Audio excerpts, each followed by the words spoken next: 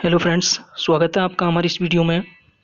Friends, SSC MTS 2020 वाले कैंडिडेटों के लिए पेपर फर्स्ट का यहाँ पे रिजल्ट अभी डिक्लेयर किया गया था, जैसा आपको पता होगा। ठीक है, अब आपका पेपर सेकंड होना है फ्रेंड्स, और पेपर सेकंड आपका डिस्क्रिप्टिव होगा, वर्णनात्मक होगा, जो कि आपको वहाँ पे शॉर्ट ऐसे या लेटर लिखना होता है, इंग्लिश या हिंदी या आपके जो कॉन्स्टिट्यूशन में 8th शेड्यूल में जो दिया गया है उसके अनुसार, और भी कई सारी लैंग्वेज में आप ये लिख सकते हो। ठीक है, कई सारी भाषाओं में, तो आपको आपके अनुसार की भाषा वहाँ पे मिल जाएगी। ठीक है, तो सबसे पहले मैं आपको यहाँ पे जो बताने वाला हूँ वो देखिएगा, जनरल इंट्रो पहले देख लीजिएगा, इसके बाद आपको सारी जानकारी मैं इसके बारे में आपको देता हूँ।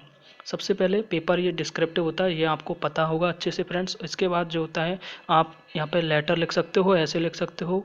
ठीक है, और इसके बाद आपको बता देता हूँ, टोटल 15 नंबर का ये होता है फ्रेंड्स, 50 नंबर का होता है। और इसके साथ ही आपको मैं बता देता हूँ, जो टाइम होता है फ्रेंड्स वो 30 मिनट्स का यहाँ पे टाइम दिया जाता है। और जो फिजिकली हैंडीकैप्ड है, जैसे विजुअली हैंडीकैप्ड यहाँ पे बताया गया, मैं आपको बता दूँ तो उन कैंडिडेटों के लिए यहाँ पे 14 मिनट्स दी जाएगी, 40 मिनट 10 मिनट अतिरिक्त दी जाएगी। ठीक है, एक नॉर्मल कैंडिडेट से। तो ये एक जनरल इंट्रो है, और इसमें आपको और भी चीज़ें यहाँ पे देखिए, ये आपको क्वालिफाई नेचर है, मतलब इसका ये है फ्रेंड्स, आपको इसमें कोई अच्छा स्कोर ऐसे बनाने की आवश्यकता नहीं है जिससे कि कोई कट ऑफ वगैरह आपकी इससे अलग से क्वालिफाई करनी हो। ठीक है, क्योंकि ये क्वालिफाई करना आपको केवल इस एग्ज़ाम को क्वालिफाई करना है, जो इनका परसेंटेज निर्धारित है वो नंबर होगा। ठीक है, तो क्वालिफाइंग नेचर की ये एग्ज़ाम है, इसके आपके नंबर जुड़ने वाले नहीं है पेपर फर्स्ट में, कहने का मतलब सीधा सीधा ये है। ठीक है, तो आपको ये क्वालिफाइंग नेचर हो गया। अब मैं आपको क्वालिफाइंग जो नेचर के मार्क्स होते हैं वो भी मैं बता देता हूँ।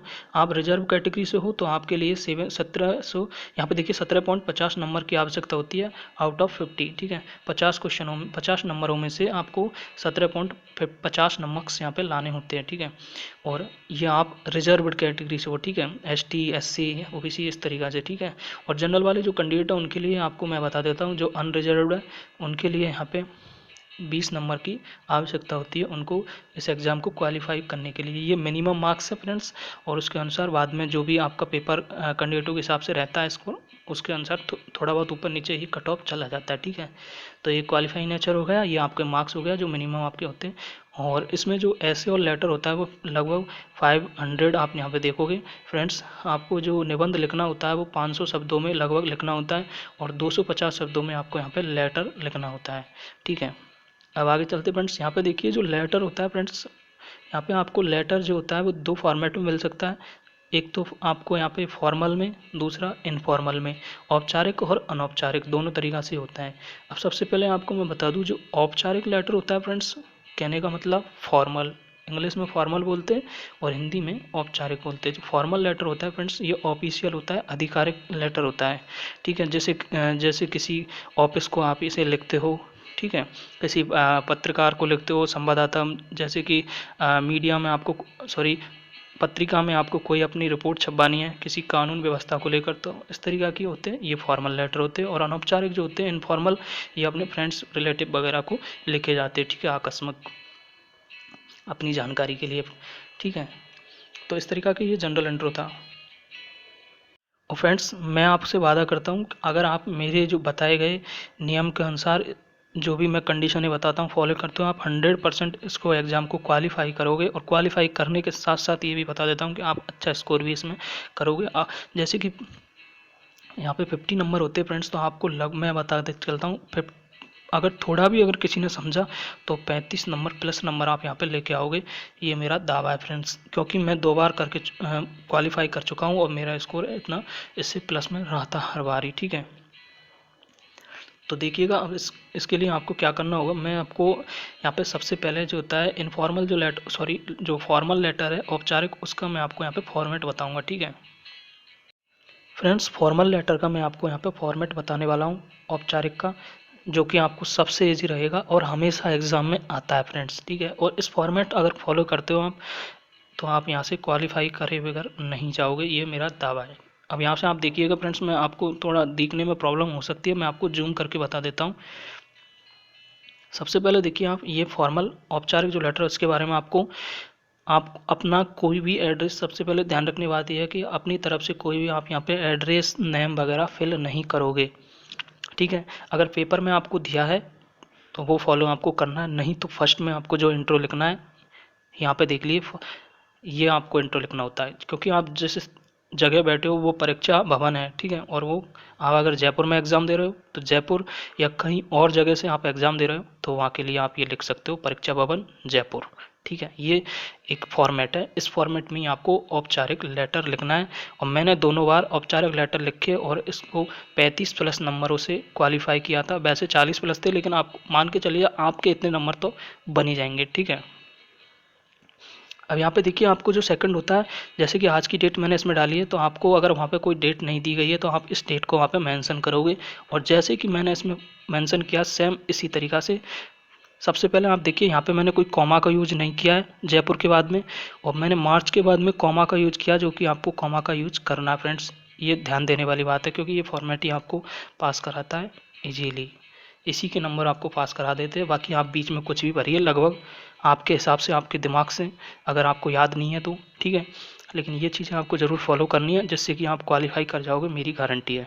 अब यहाँ पे देखिए मार्च के बाद आपको यहाँ पे ये कॉमा लगाना है, और जैसे मैंने फॉर्मेट डेट का लिखा है ऐसे ही लिखना है। और ये ध्यान रखना फ्रेंड्स, आपको यहाँ पे ये जो एक फिक्स मैंने देखिए एक लाइन वाइज लिखा है यहाँ पे, ये आपको इसी तरीक़ा से लिखना है। ये नहीं फ्रेंड्स कि आप ये जो इंट्रो है इसको इधर लिख दो और इसको इधर लिख दो और इसको इधर लिख दो, इस तरीक़ा से इंट्रो नहीं लिखना है। आपको सेम इसी लाइन वाइज लेके चलना है, जैसे कि मैंने आपको यहाँ पे बताया है, ठीक है। इसमें देखिए मैंने एक दूसरे के नीचे ये सारी चीज़ें फिल की है, सेम ऐसे ही आपको फिल करनी है, ठीक है। इसके बाद देखिए सेवा में के बाद आपको यहाँ पे एक कॉमा लगाना है। आपको हर बार एक एक लाइन का गैप छोड़ना है, ठीक है। और जैसे ही इसके बाद सेवा में लिखते हो आप यहाँ पे, अगर संपादक महोदय, अगर आपको उसमें कुछ मेंशन किया है, क्योंकि मेंशन तो करना होगा उनको, जिस किसी को वो पत्र लिखाना चाहते हैं आपके द्वारा, तो वो मेंशन वहाँ पे करते हैं। तो आपको मान के चलिए आपसे उसमें मेंशन किया गया है कि संपादक महोदय कोई भी पत्रकार के लिए कि हमारे यहाँ पे शहर में कानून व्यवस्था बिगड़ी हुई है, तो उस विषय में आपको किसी संपादक महोदय को, कोई पत्रकार को लिखना है, तो इसी फॉर्मेट में आपको लिखना है। अगर किसी और को लिखना है तो वो एड्रेस भी आपको वहाँ पे क्वेश्चन में मेंशन किया गया होगा, और वही एड्रेस आपको यहाँ पे मेंशन करना है। फिर केवल ये एड्रेस लगभग मेंशन नहीं किया जाता पेपर में, ये अपनी तरफ से आपको लिखना होता है, जिसमें आप जिस स्थिति में बैठे हो। जैसे कि परीक्षा भवन तो आपको लिखना ही है, जयपुर में हो तो जयपुर, अगर दिल्ली में हो दिल्ली, और कहीं हो तो वही, ठीक है, वो इससे हम लिखना है। और टाइम तो आपको जो मैं बता चुका हूँ, डेट इसी फॉर्मेट में लिखनी है। कॉमा का ध्यान जरूरी यूज रखिएगा, और सेवा में कॉमा का ध्यान यहाँ भी रखिएगा, ठीक है। इसके बाद पेपर में आपका दिया होगा ये एड्रेस, तो संपादक महोदय दैनिक भास्कर जयपुर, ठीक है, ये एड्रेस होगा। इसके बाद आपको यहाँ पे पूर्ण विराम लगा देना है, ये वाला डंडा लगा के जरूर रखना है, ठीक है।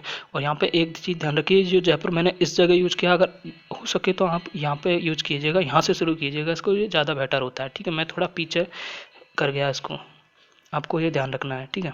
अब इसके बाद देखिए आपको एक लाइन छोड़नी है, इसके बाद आपको लिखना है विषय, और इसी जैसे कि मैंने यहाँ पे किया है, देखिए एक इन्वर्टेड कॉमा में इसको बंद किया है, जो भी मेरा विषय है उसको दोनों तरफ से आप देख सकते हो, ठीक है।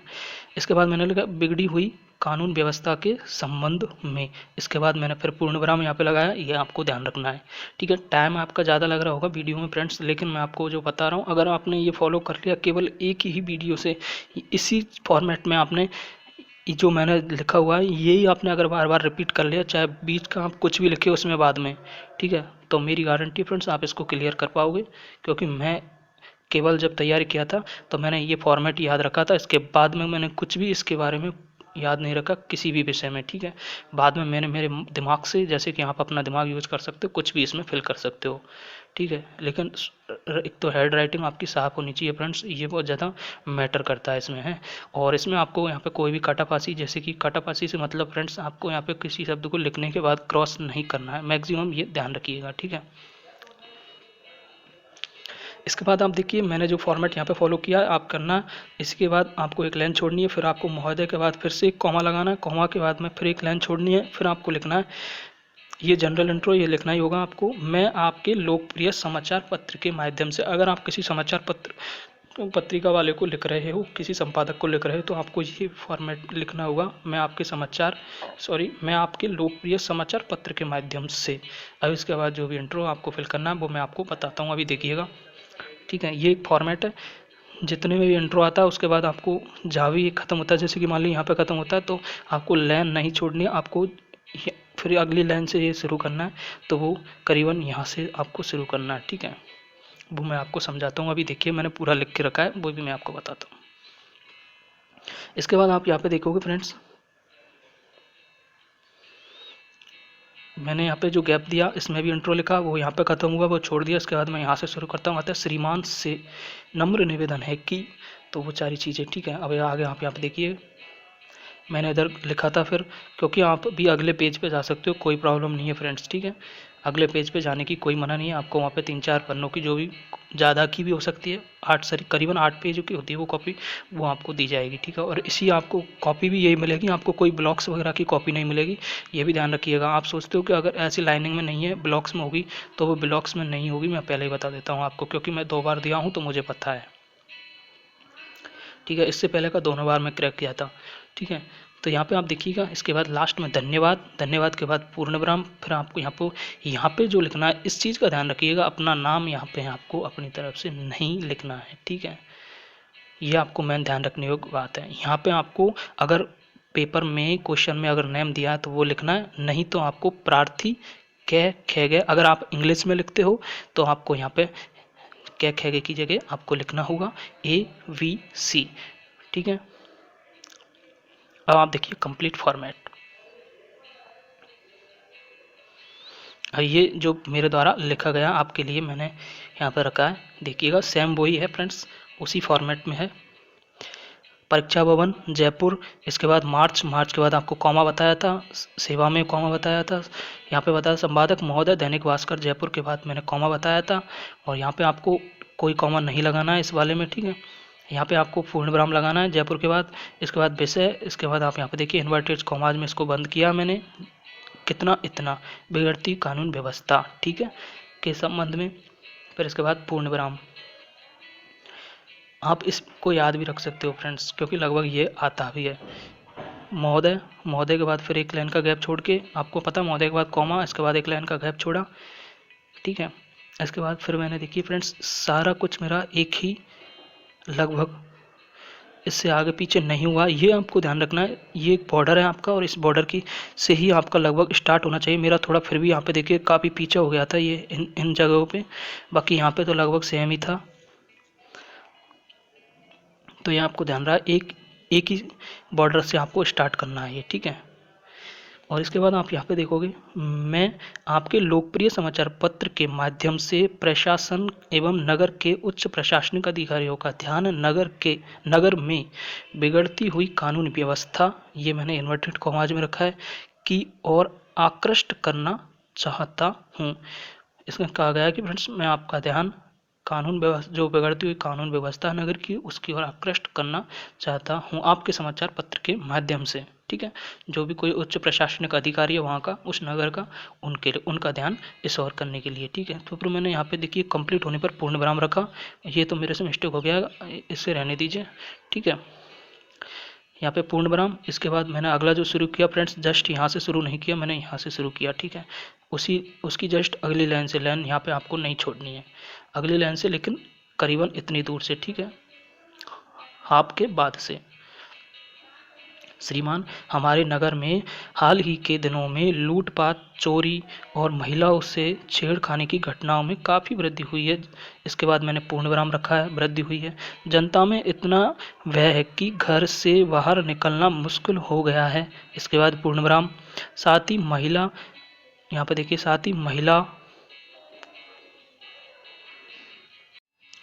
यहाँ पे देखिएगा एक मिस्टेक हुई है फ्रेंड्स, साथ ही महिला, महिला जो लिखा है इसकी जगह आपको यहाँ पे और लगाना है इसमें, साथ ही महिलाओं अभद्र व्यवहार का महिलाओं ओ और को, ये 2 चीज़ छूट गई थी मेरे से, तो महिलाओं को अभद्र व्यवहार का सामना करना पड़ रहा है। फिर पूर्ण विराम, ठीक है। इसके बाद आपको फिर अगला देखना है, फिर भी प्रशासन कोई ठोस कदम नहीं उठा रहा है, फिर पूर्ण विराम, ठीक है, खत्म होने के बाद पूर्ण विराम। इसके बाद मैंने ये पूरा हाफ छोड़ा, और यहाँ से देखिए, अतः श्रीमान से मेरा नम्र निवेदन है कि नगर में बिगड़ती कानून व्यवस्था एवं त्राहिमाम जनता, ये मैंने कोष्टक में रखा इन्वर्टेज में, ठीक है, कि खबर अखबार के प्रथम पृष्ठ पर प्रकाशित करें ताकि उच्च अधिकारियों को नगर की मौजूदा हालात का पता चल सके। ठीक है, इसके बाद पूर्ण विराम। फिर इसके लिए हम, फिर इधर देखिएगा अगले पेज पे आप जा सकते हो, कोई प्रॉब्लम नहीं है। इसके लिए हम सब आपके आभारी रहेंगे और पूर्ण विराम। ठीक है, पूर्ण विराम लगा दिया। इसके बाद आपको एक लाइन का गैप छोड़ना है और इसके बाद आपको लिखना है धन्यवाद। फिर आपको पूर्ण विराम लगाना है। फिर इसके बाद आपको एक लाइन का फिर से गैप यहाँ पे देना है। इसके बाद प्रार्थी कै खे घे। अब यहाँ पे आपको अपना नाम नहीं देना है, ये ध्यान रखिएगा। अगर क्वेश्चन में मेंशन किया तो वो आपको यहाँ पे नाम देना है, नहीं तो आपको सेम यही लिखना है प्रार्थी कै खे घे। अगर इंग्लिश में तो ABC। ठीक है, आपको अपनी तरफ से कोई नाम नहीं लिखना, अपना नाम ये जरूर ध्यान रखिएगा ना, आपको यहाँ पे 0 नंबर दिए जा सकते हैं फ्रेंड्स। प्रार्थी के बाद क्या क्या लिखने के बाद आपको छोड़ देना है, इतना ही। और आपको 100% इसमें बहुत अच्छे नंबर मिलेंगे, 35+ नंबर आपको दिए जाएंगे। आपकी राइटिंग अच्छी होनी चाहिए एक तो, हेड राइटिंग, और साथ ही आपको यहाँ पे कोई भी आपको गलत नहीं, जैसे कि मेरे से यहाँ पे मिस्टेक हो गई थी, तो ये मिस्टेक नहीं होनी चाहिए। और कोई यहाँ पे भी महिलाओं से तो इस तरीक़ा की आपसे मिस्टेक नहीं होनी चाहिए फ्रेंड्स। तो आपको बहुत अच्छी फॉर्मेटिंग है ये और अच्छे नंबर यहाँ पे आपको मिलेंगे। ठीक है, अगला मैं आपको लेके आता हूँ, ये औपचारिक था। अब मैं आपको अनौपचारिक के लिए फ्रेंड्स आपको वेट करना होगा, कल जस्ट अगली वीडियो में अनौपचारिक के लिए लेकर आऊँगा। मिलते हैं फ्रेंड्स नेक्स्ट वीडियो में न्यू सोच और एक न्यू इन्फॉर्मेशन के साथ में। लेकिन वीडियो को लाइक करना मत भूलिएगा, चैनल को सब्सक्राइब करना मत भूलिएगा, क्योंकि इस तरह की इन्फॉर्मेशन हम हमेशा लाते रहते हैं। एग्जाम से रिलेटेड कोई भी अपडेट आती है फ्रेंड्स, आंसर की या कोई और अपडेट आती है, सारी हम अच्छे से एक्सप्लेन करते हैं यहाँ पे और आपको प्रोवाइड करा देते हैं, जिससे कि आपकी कोई भी इन्फॉर्मेशन छूट ना सके। ठीक है, मिलते हैं फ्रेंड्स नेक्स्ट वीडियो में न्यू सोच और एक न्यू इन्फॉर्मेशन के साथ में।